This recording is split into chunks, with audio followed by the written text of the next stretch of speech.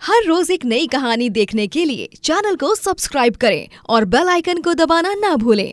विकास नामक एक गरीब आदमी अपनी पत्नी वसुंधरा के साथ रहता था। उसकी बांस की खेती थी, जिससे वो बांस तोड़कर डीलर्स को बांस सप्लाई करता था। सभी उसके बांस की खूब तारीफ भी करते। अरे विकास, तुम्हारे बांस तो बहुत ही मजबूत है, बिल्कुल भी कच्चा माल नहीं है, एकदम बढ़िया। ये ले तेरे पैसे। धन्यवाद साहब, अगली बार भी मुझसे ही बांस लीजिए, मुझे खुशी होगी। अरे जरूर जरूर। विकास पूरी मेहनत से अपना काम करता और पूरे गांव में वो बांस सप्लाई करने के लिए मशहूर होता है। एक दिन एक डीलर को वो पूरे 20,000 के बिल का बांस सप्लाई करता है, लेकिन वो डीलर उसे बदले में पैसे ही नहीं देता। क्या हुआ जी? वो डीलर फोन नहीं उठा रहा है क्या? कोई खबर? नहीं वसुंधरा, वो फोन नहीं उठा रहा है। लगता है पुलिस चौकी में जाकर ही उसके नाम की कंप्लेंट दर्ज करनी होगी। विकास पुलिस चौकी जाकर उस फरेबी डीलर की कंप्लेंट दर्ज करता है, जिसके बाद पुलिस उस डीलर की तलाश में जुट जाती है। विकास, तुम चिंता मत करो, तुम्हें तुम्हारे पैसे सूद समेत वापस मिल जाएंगे। हम उस चोर डीलर को ढूंढने की पूरी कोशिश करेंगे। धन्यवाद सर जी, आपका बहुत बहुत धन्यवाद। मुझे मेरे पैसे वापस लौटा दीजिए, आपको इस गरीब की दुआ लगेगी। विकास और वसुंधरा दोनों को बहुत बड़ा लॉस होता है। 20,000 की इतनी बड़ी कीमत जाने के बाद विकास को चिंता के मारे बुखार आ जाता है। हे भगवान जी, आपको तो बहुत तेज बुखार आया हुआ है। रुकिए, मैं अभी आपके लिए ठंडी पट्टियां लाती हूँ। हाँ वसुंधरा। वसुंधरा और विकास दोनों पर बुरी परिस्थितियों का पहाड़ टूट पड़ता है। विकास के बीमार होने के कारण बांस की फसल पर वो ध्यान नहीं दे पाता। कुछ दिनों बाद गांव में बाढ़ आती है और उस सैलाब के कारण सब कुछ बर्बाद हो जाता है। जैसे तैसे वसुंधरा और विकास की जान सही सलामत रूप से बच जाती है। पता नहीं हमारी जान क्यों बची। अरे इस तूफान ने तो हमारा सब कुछ लूट लिया हमसे। अब जिंदा रहकर क्या फायदा, उससे अच्छा तो हम मर ही जाते। जी ऐसा मत बोलिए, मरे हमारे दुश्मन। फिर मैं क्या बोलूं वसुंधरा, खेती बर्बाद हो गई, घर चला गया, अब और क्या देखना रह गया है। विकास और वसुंधरा के साथ साथ आधे गांववासी दूसरे गांव चले जाते हैं। विकास और वसुंधरा अपनी एक छोटी सी झोपड़ी तैयार करते हैं और उसी में रहने लगते हैं। विकास एक टी शॉप में वेटर का काम करने लगता है। जी ये लीजिए आपका टिफिन, आते आते थोड़ी दाल ले आइएगा, खत्म हो गई है ना इसीलिए, और थोड़ी चीनी भी। ठीक है, लेकिन दाल का भाव बढ़ गया है, हम आज भूखे ही सोएंगे। वसुंधरा, अब मेरी नौकरी वो नहीं रही, मैं एक वेटर हूँ, तनख्वाह बहुत ही कम है, हमें सोच समझ कर खर्चा करना होगा। जी वो बात भी है, कोई बात नहीं, आप निराश मत होइए। भगवान जी हमें फिर से वो सारे दिन दिखाकर ही रहेंगे। उससे भी सुंदर दिन, वो दिन नहीं रहे तो ये दिन भी नहीं रहेंगे। वसुंधरा भी 2 जगह झाड़ू पोछे का काम करने लग जाती है। दोनों मियाँ बीवी पैसे कमाते और उन थोड़े बहुत पैसों में ही अपना गुजारा करते। इन कठिन हालातों में जीना उनके लिए बद से बदतर होने लगता है। ऐसे ही एक रात जब विकास चाय की दुकान से घर लौट रहा होता है, तभी उसे सड़क पर एक छोटा लड़का घूमते हुए दिखता है और वो सामने से आती हुई ट्रक की हेडलाइट्स देखकर डर जाता है। हे भगवान, ये ट्रक कहीं इस बच्चे को ठोक न दे। बच्चे, बच्चे हटो रास्ते से। विकास अपने हाथ के सामान फेंक कर उस बच्चे को बचाने के लिए भागता है और उसे ट्रक के आने से पहले ही अपनी गोदी में उठाकर सड़क के पार चला जाता है। तभी वहां पर एक अमीर आदमी भागते हुए आता है। धन्यवाद भाई, तुम्हारा लाख लाख धन्यवाद। तुमने मेरे बेटे की जान बचाई। हम दोनों मंदिर में थे, लेकिन ये कब मेरा हाथ छोड़कर भाग गया मुझे समझ ही नहीं आया, और इसीलिए मैं भागते भागते यहाँ आ गया। थैंक यू सो मच भाई, थैंक यू सो मच। भाई साहब, आप थैंक यू मत कहिए, मैंने तो सिर्फ इंसानियत का फर्ज निभाया है। आपका बेटा मेरे बेटे जैसा ही है। उम्मीद करता हूँ कि बाबू आप ठीक हो, आपको चोट नहीं लगी ना? नहीं अंकल, थैंक यू अंकल, आपने मेरी जान बचाई। सॉरी पापा, मैं आइंदा से फिर कभी आपका हाथ छोड़कर नहीं भागूंगा। Good boy. अच्छा भाई, तुम ये कुछ पैसे रख लो, और मेरी बहुत बड़ी चिकन शॉप है, तुम्हें रोजाना जितना चिकन चाहिए उतना तुम मुझसे ले सकते हो। तुमने मेरे बेटे की जान बचाई है। लेकिन विकास उन पैसों को लेने से इनकार कर देता है। अरे नहीं नहीं भाई साहब, ये आप पैसे मत दीजिए मुझे। मैंने इतना कोई बड़ा काम नहीं किया है। तुमने बड़ा नहीं, बहुत बहुत बहुत बड़ा काम किया है। तुमने मेरे बेटे की जान बचाई है, मेरे जिगर के टुकड़े की जान बचाई है। और ये कीमत मेरे बेटे के कीमत के आगे कुछ भी नहीं है। तुम्हें ऊपर वाले की सौगंध, ये पैसे और मेरी भेंट स्वीकार कर लो भाई। विकास उन पैसों को ले लेता है और उसके घर रोज ढेर सारा चिकन आता है। जी, अब तो आपके पास पैसे भी आ गए हैं, अब हम किराए के मकान में रह सकते हैं ना? नहीं वसुंधरा, अभी नहीं। अभी मैं इन पैसों से फिर से बांस की खेती शुरू करूंगा और फिर से अपना कारोबार शुरू करूंगा। लेकिन ये इस चिकन का हम करें क्या? रोज रोज चिकन थोड़ी खाएंगे हम। क्यों ना हम चिकन ढाबा खोलें? अच्छा सुझाव है ना जी? सुझाव तो अच्छा है वसुंधरा, लेकिन एक ढाबे को तैयार करने के लिए बहुत सारे सामान को खरीदना पड़ेगा। एक खुद का मकान होना जरूरी है। वसुंधरा चिंता में पड़ जाती है। तभी कुछ देर बाद सोचने के बाद उसके दिमाग में एक और सुझाव आता है। जी, क्यों ना हम बांस का चिकन ढाबा तैयार करें? बांस का चिकन ढाबा मतलब? आप जिस बांस को उगाओगे उसका हम एक ढाबा तैयार करेंगे जिसमें चिकन की तरह तरह के आइटम बनाकर बेचेंगे। वो भाई साहब आपको रोजाना भेंट स्वरूप चिकन तो भेजते ही हैं, तो फिर आप उन्हें अपने ढाबे की कमाई होने के बाद सारे पैसे लौटा देना चिकन के। वसुंधरा का सुझाव सुनकर विकास बहुत खुश हो जाता है। अरे वाह वसुंधरा, ये तो तुमने बहुत ही अच्छा सुझाव दिया है। चलो अभी माता रानी का आशीर्वाद लेकर अपनी मंजिल तक पहुंचने का सफर तय करते हैं। जी। विकास और वसुंधरा दोनों मिलकर एक नए सिरे से शुरुआत करते हैं। विकास बांस की खेती करता है और कुछ ही महीनों बाद वो दोनों अपना बांस का चिकन ढाबा खड़ा करते हैं, जो कुछ ही दिनों में पूरे गांव में प्रसिद्ध हो जाता है। अरे वाह भाई, क्या स्वाद है चिकन दम बिरयानी का, मजा ही आ गया बाय गॉड। हाँ भाई, ये बैम्बू ढाबा बहुत ही अट्रैक्टिव है। मैं तो यहाँ रोज आना पसंद करूंगा। जी आपका खूब खूब आभार। आप इसे अपना घर ही समझिए, जहाँ आपकी बहन ने आपके लिए स्वादिष्ट खाना पकाया हो। अरे सच में वसुंधरा दीदी, आप जैसी बहन भगवान हर किसी को दे।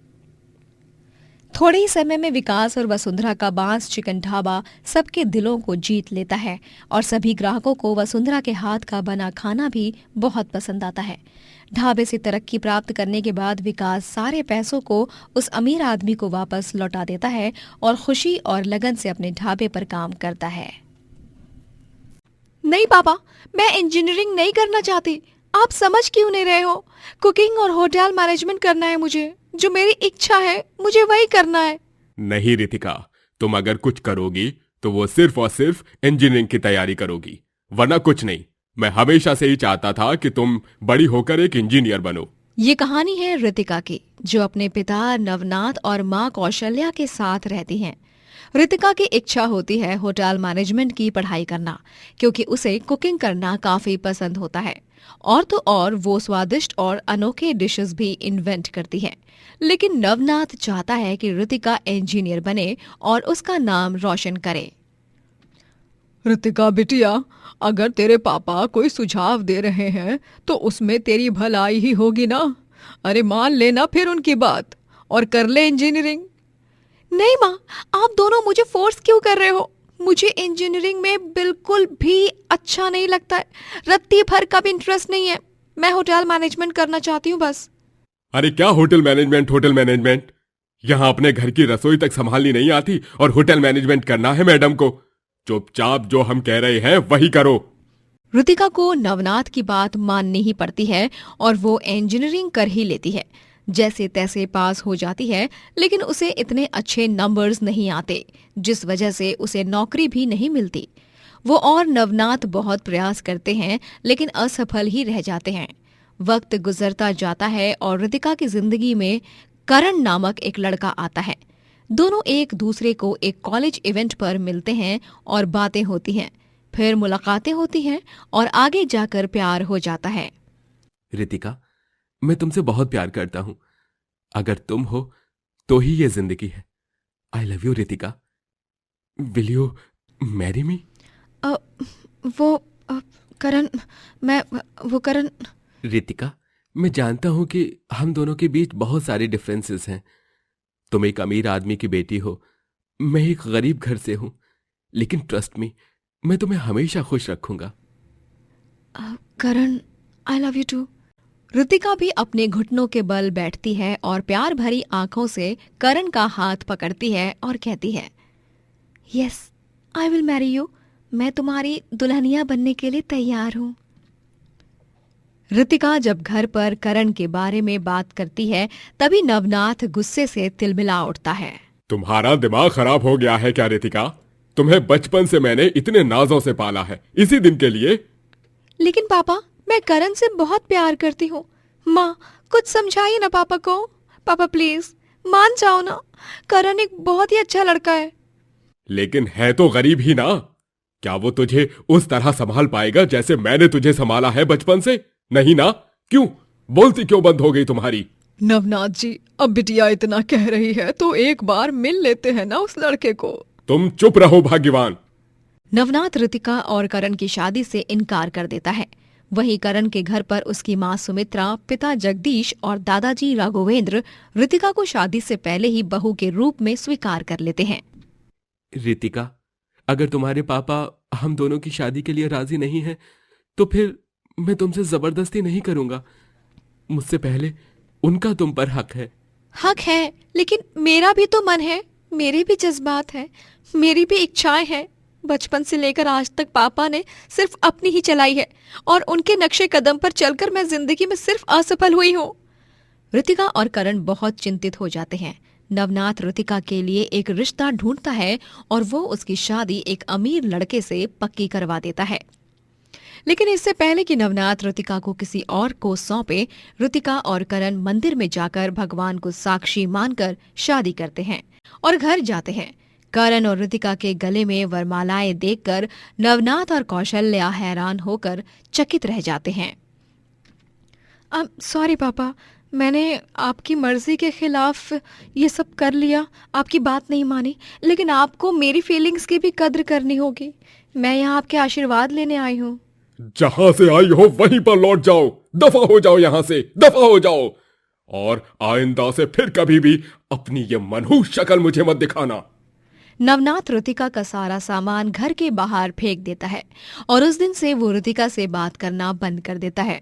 जहां एक तरफ ऋतिका को अपने पिता की नफरत मिलती है, वहीं दूसरी तरफ उसके ससुराल वाले उससे बहुत प्यार करते हैं और उसके साथ बहू नहीं बल्कि एक बेटी की तरह पेश आते हैं।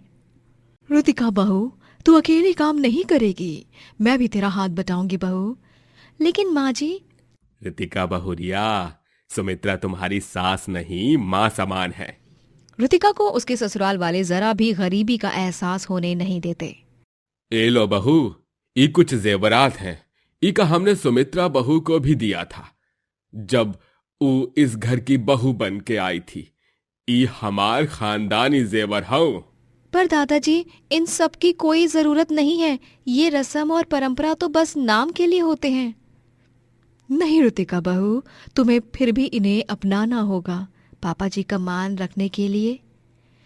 ऋतिका उन जेवरों को स्वीकार कर लेती है। ससुराल में भी सभी को ऋतिका के हाथ का खाना बहुत पसंद आता है और वो उंगलियां चाटते रह जाते हैं।